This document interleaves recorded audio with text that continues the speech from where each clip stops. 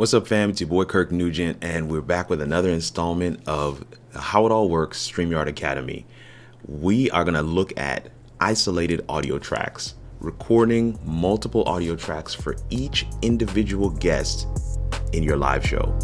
Let's get into it. So here we are in StreamYard. Come into settings, right? Settings right here on the right side of the screen.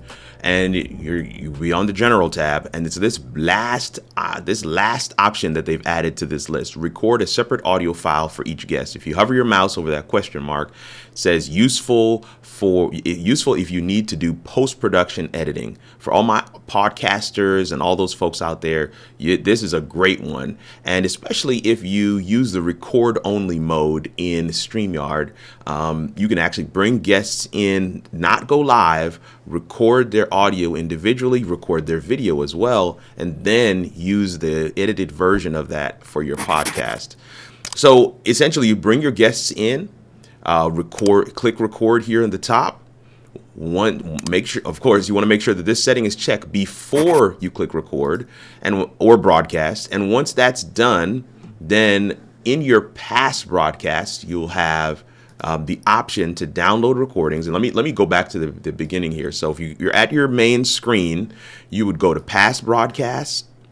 You would go to the three dots next to the broadcast recording or broadcast where you actually recorded multiple audio tracks. Click the three dots and then go to download recording. You'll see here on the screen that it has individual audio recordings and the video recording and an audio recording. So you can get an audio file with everything in it, or you can get individual audio files by clicking the bottom option.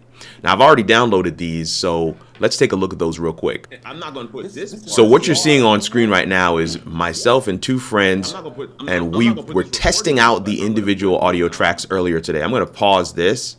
And in this folder here next to it, you're seeing on screen, you can see that the files are recorded based on the names of the people in the system. So when they actually name themselves coming into the system, that is the name of the file. So my good friend Brian Taylor, he named himself BT, and so his file name is called bt.wave. My guy Austin Humphreys came in twice. He had to disconnect and jump back in on a different device. So he has one audio track called Austin Humphreys, and then it named the second audio track when he connected again, Austin Humphreys -1. And of course, my audio track is called @KirkRNugent. That's the name I use when I enter the studio. So each audio track will be named based on the name of the guest that they typed in when they entered the system. So you have the audio track, but you have the silence of the other people in the system as well. Right. So each track is the same length, but you only have the audio for the individual speaker. Let's go up to Austin's track here. So here's Austin again, bro. So I'm responding to him. I got nothing. I'm responding to him, and every time I respond to him, there's silence, but you can hear his audio. And of course, here's my track. Audio. Yeah. Hey, while we're on here, man, I need to. Every time he's responding to me, there's silence on my audio track. And so this makes it really clean for anybody trying to do some post-production editing with audio tracks. So there you have it. Hoping that you saw something that you could actually use for your broadcast. And if it's not for you, no big deal. But you might want to think about turning on the isolated audio tracks just in case you want to be able to record those and have that in your archive for later. You may come up with an idea and say, man, it would be good to have these individual audio tracks. One other point of note here that I got to mention.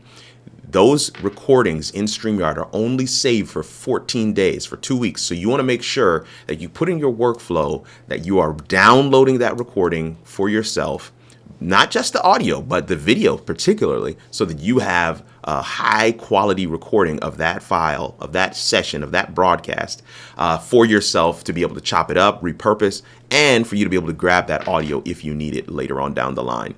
Listen, this has been so much fun. How It All Works StreamYard Academy is actually coming to a close, and we're going to be moving into our Ecamm Academy.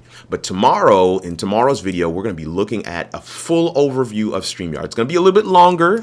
No apologies there. We got a shorter one today.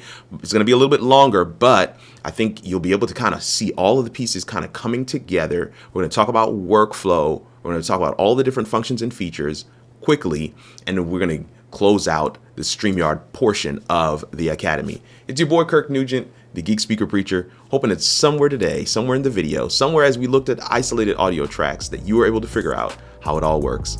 We'll see you in the next video.